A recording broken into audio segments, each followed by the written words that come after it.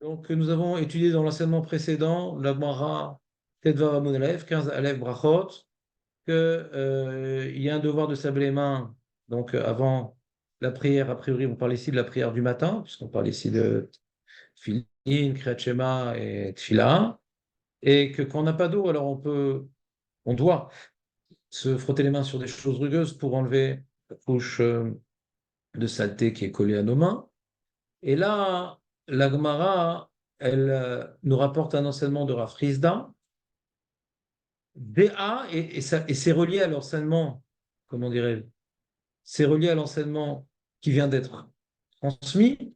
Quand tu n'as pas d'eau, utilise des choses pour enlever la crasse, la saleté qui est sur tes mains. DA, c'est un terme qui est utilisé. A, c'est ou un terme de questionnement, ou A, c'est ou un terme de preuve. Ouais? C'est un terme de liaison, on va dire. Donc, DA, car Rafrizda, Laet, il a maudit. Aman de Mehader, à celui Mehader, chez Mechazer, qui cherche, un Maya, hein, qui va à la recherche Maya, c'est d'eau, Idan Tsiluta. Idan Tsiluta, donc c'est une notion qu'on va devoir euh, plus approfondir. On va voir qu'il y a une marloquette, ça veut dire quoi, Beidan Tsiluta. Mais littéralement, c'est-à-dire au moment de la prière. Tsiluta, c'est la prière. Idan, c'est au moment. Donc la Gemara dit, t'as vu,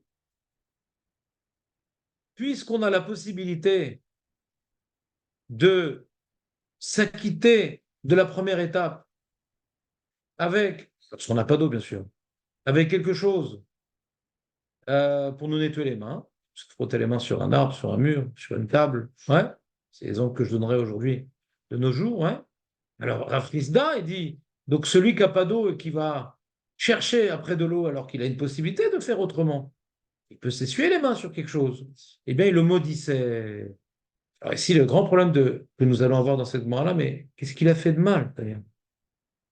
S'il y a un devoir de se laver avec de l'eau, et quand on n'a pas d'eau, on a, comment dirais-je, la possibilité de faire autrement. Mais c'est quand on n'a pas d'eau. Alors moi, je dis, j'ai pas d'eau. Ben, j'ai pas d'eau, je vais en chercher. Ou c'est sous-entendu dans la Gemara, ouais, que c'est tellement pas important de l'eau que quand t'as pas d'eau, ouais, eh bien, n'en cherche pas. S'il y a une mitzvah de faire avec de l'eau, pourquoi je ne chercherais pas? Toutes les mitzvot qu'on me demande de faire pour la tfila, d'être bien habillé, de prier en minyan, d'être dans une bête à Knesset. Alors quoi, j'ai pas besoin de faire un effort d'essayer de les obtenir pour réaliser une tfila correcte. Pourquoi je ne devrais pas chercher à avoir de l'eau? Et là, non seulement Rav Chizda dit, il dit pas qu'il n'y a pas besoin de chercher. Il dit, il a maudit quelqu'un qui a cherché de l'eau. Alors, donc on se demande pourquoi, qu'est-ce qu'il a fait de mal? On peut chercher ce que la halakha nous demande. Qu'on a la possibilité de s'essuyer les mains quand on n'a pas d'eau, je peux comprendre. Mais là, je peux en avoir, je sais où il y en a, je vais chercher un petit peu, je vais y aller, je vais m'y rendre. C'est quoi le problème? Agmara, ici, c'est très important de remarquer, ici, il y a une grande marloquette rishonim. D'après le Tosfot, le Roche et d'autres rabbanim qui appartiennent à cette même opinion, l'Agmara s'arrête ici. L'Agmara s'arrête ici, et donc ils déduisent ces Rishonim-là. Ouais, on va dire, le grand possède qui partage cette opinion, c'est le Roche. Donc ils disent que l'Agmara qui s'arrête là, ça veut dire que quand tu as de l'eau, tu te laves les mains pour Kriyat Shema, pour la Tfila. Quand tu n'as pas d'eau, bah, tu fais pas cas, tout de suite tu t'essuies les mains sur quelque chose, mais tu cherches pas d'eau. Ne va pas chercher de l'eau.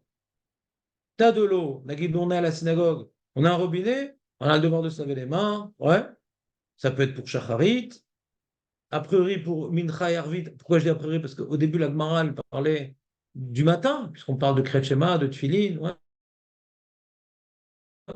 Mais s'il y a un enjeu de réaliser une bonne préparation pour la prière par rapport à un détachement de ma relation corporelle, de ma relation avec mon corps en m'immergeant complètement, comment dirais-je, dans le mikvé qui est remplacé par ce laver on peut comprendre que ce travail d'immersion, d'annulation à Kadosh Baruch Hu, même quand on n'a pas le Kriyat Shema, hein, quand on fait la Mida, alors on reconnaît que tout provient d'Akadosh Baruch Hu. Il y a aussi une forme d'annulation à Kadosh Baruch Hu. On peut imaginer que pour Mincha et pour Arvit, il y a également la même notion, bien que ce n'est pas écrit, mais fourrage dans la Gemara, de quelle prière on parle. Ce n'est pas écrit, mais explicitement dans la Gemara de quelle prière on parle.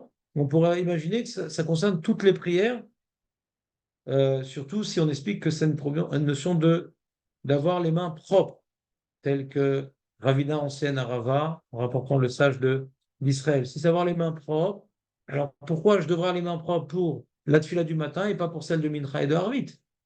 Donc, cette notion d'avoir de l'eau, elle est obligatoire, a priori aussi pour Mincha et pour Harvit, mais s'il n'y en a pas devant toi, non seulement Rav Frisda semble dire, tu n'es pas obligé d'en chercher, mais il a maudit celui qui est parti chercher l'eau.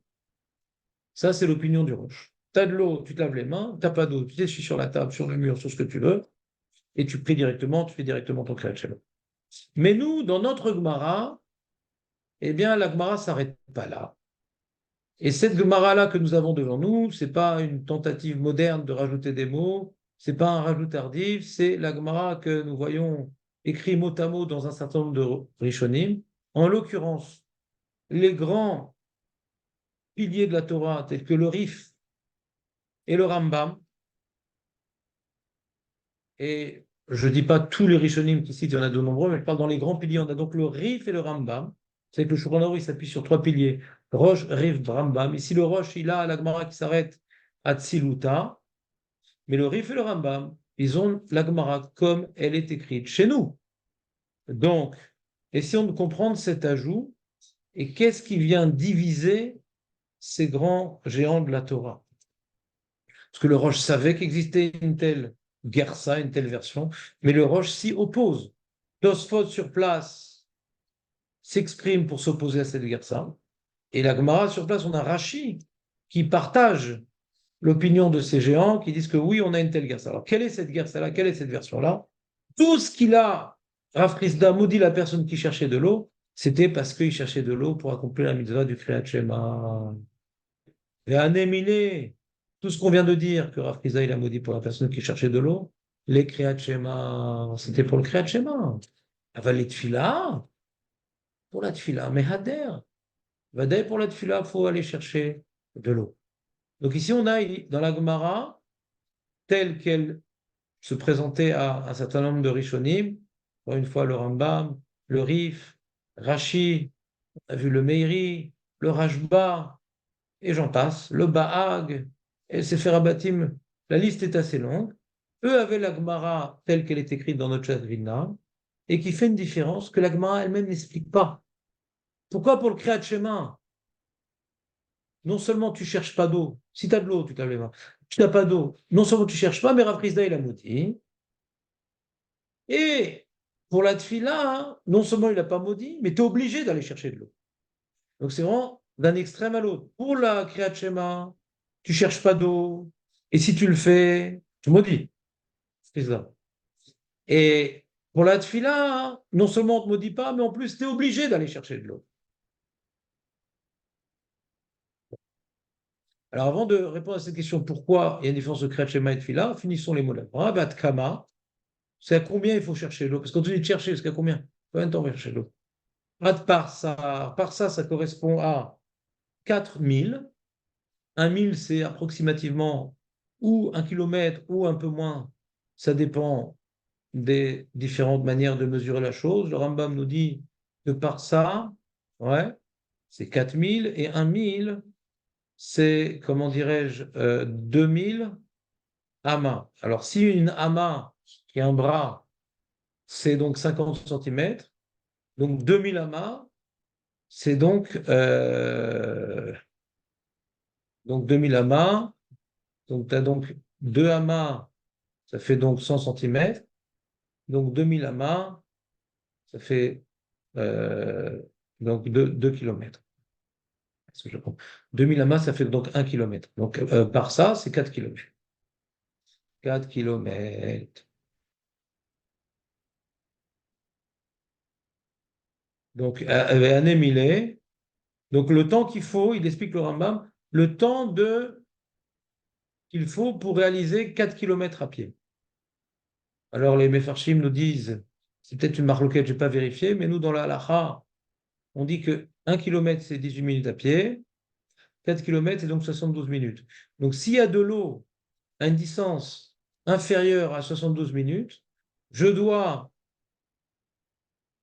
comment dirais-je, là on parle d'un cas particulier, c'est important de le préciser, quelqu'un qui est en route et qui doit se rendre, comment dirais-je, à un endroit bien précis, et sur son itinéraire, sans faire aucun détour, sans revenir sur ses pas, sur son itinéraire, il sait que à 10 minutes, 20 minutes, 30 minutes, 40 minutes, 50 minutes, 60 minutes, 71 minutes, il va rencontrer un point d'eau.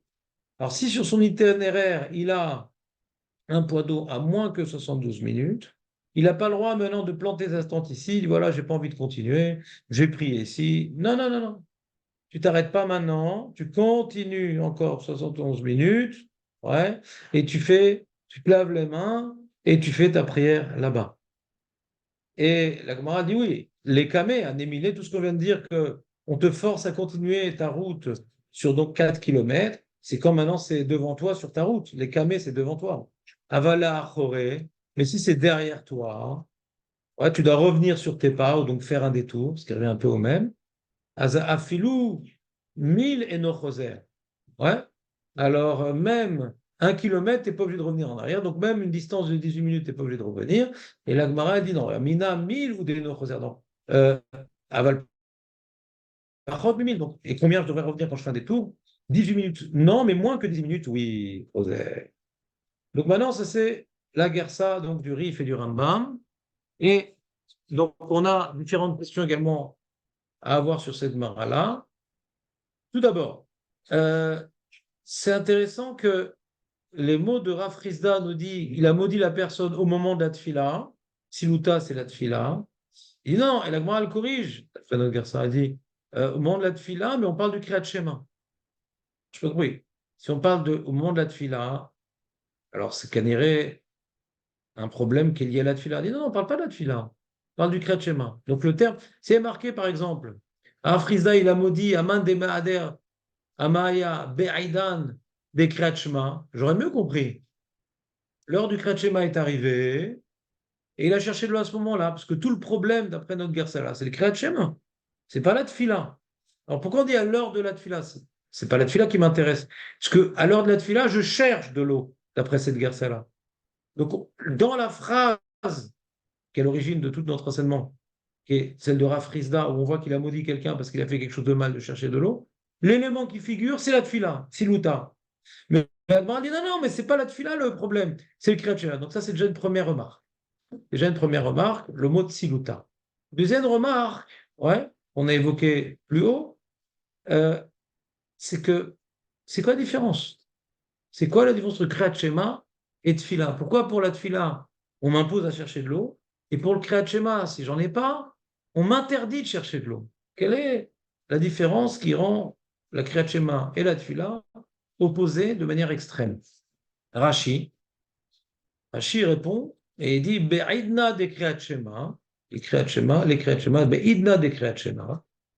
Comment du Kriyat Shema, on ne te laisse pas aller chercher de l'eau, et Rav Frisda, il a maudit pour cela. C'est Jmana Kavua, parce que l'heure, elle est fixe. L'heure, elle est fixe, et tu risques de la rater. Ben Yarav Razman, l'heure du Kriyat Shema risque d'être dépassée. Donc, pour le Kriyat Shema, on ne te laisse pas chercher de l'eau. Avalet Tfila, des Kol Ayom Zmanaout, Tsarech le Maader Amaya. Mais pour la tfila qu'on a toute la journée pour prier, alors là, pas tu as le droit de chercher de l'eau, mais tu dois chercher de l'eau. Donc là, le problème qu'on a, hein, c'est si on parle comme on croit dans la Gemara, ça a l'air d'être, on parle du Kriyat Shema du matin, de la tfila du matin, nous savons que le Kriyat Shema, on a 3 heures, jusqu'à la 3e heure pour finir son Kriyat Shema, et la Mida, on a jusqu'à la 4e heure. Là, quand on est Rashi, on ne comprend pas. C'est la question de beaucoup de Rishonim sur Rashi, je ne comprends pas. Si c'est le problème de rater, en allant chercher de l'eau, on risque de rater, de dépasser l'heure. Mais il n'y a une heure de différence entre le Kriyat Shema et la Tfila. Il y a 1 heure de différence entre le Kriyat Shema et la Tfila. Pour le Kriyat Shema, non seulement je n'ai pas le droit de chercher, si je le fais, Rafrizda est maudit, et pour la Tfila, je le dois aller chercher. Alors c'est qu'une heure. Comment ça peut être opposé tellement? Et Rashi, en plus, il n'a pas l'air de dire que c'est qu'une heure, parce qu'il a l'air de dire que tu as toute la journée pour faire la Tfila. C'est pas vrai que tu as toute la journée. Tu as jusqu'à la 4e heure. Rashi, il le sait, ça. C'est écrit mes fourrages dans la Mishnah, c'est écrit mes fourrages dans la Gemara. Comment Rashi dit qu'on a toute la journée pour faire la tfila, ce qui nous permet d'être beaucoup plus détendus pour aller chercher de l'eau. Alors sur ça, hein, il y a un certain nombre de Rishonim qui s'expriment, d'Acharonim, Je ne me rappelle plus les sources ouais, de ce que je dis par rapport à cette notion-là, mais c'est une réponse que je trouve qui s'inscrit très bien dans les mots de Rashi. C'est que on a donc dans la tfila, la grande différence entre la tfila et le Kriyat Shema, c'est que le Kriyat Shema, il n'y a pas de rattrapage possible. Tu as raté le Kriyat Shema du matin, alors tu l'as raté. Ça s'appelle Meuvat chez Kon.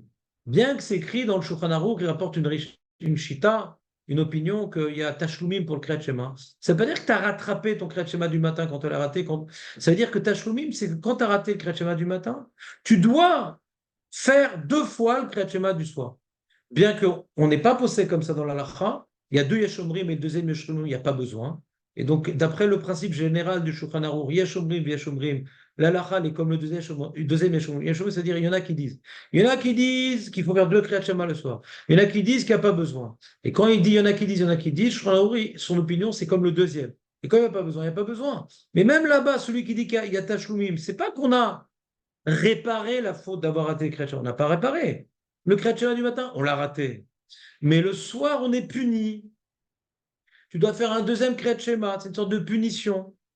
T'imposer à faire un acte en plus pour que te rappeler demain, fais gaffe, parce que ne crois pas que tu as gagné du temps. Le temps que tu as cru gagner en faisant pas le Kriyat Shema du matin parce que l'heure, elle est passée, de toute façon, on te demande de refaire le même Kriyat Shema le soir.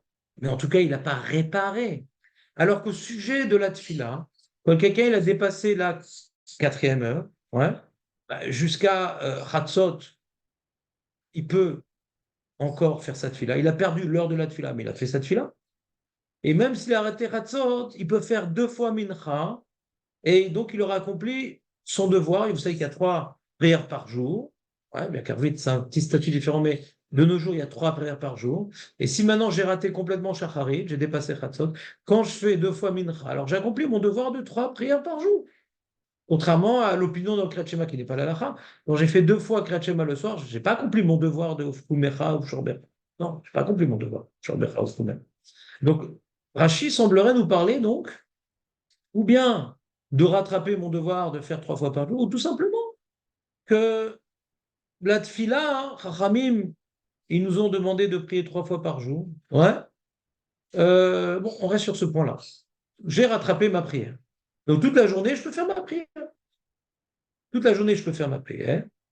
Donc pour cela, quand je cherche de l'eau, ouais, alors j'ai plus de temps. Maintenant, la question qu'il faut se poser ici, si on s'arrête 2 minutes sur Rachid, c'est d'accord, j'ai plus de temps, mais quand on me dit maintenant de marcher 71 minutes pour arriver jusqu'au point d'eau, quand maintenant, la guerre que nous avons du rive, du Rambam et de Rachid, tu vas continuer ta route parce que tu as un point d'eau qui est à moins de 72 minutes.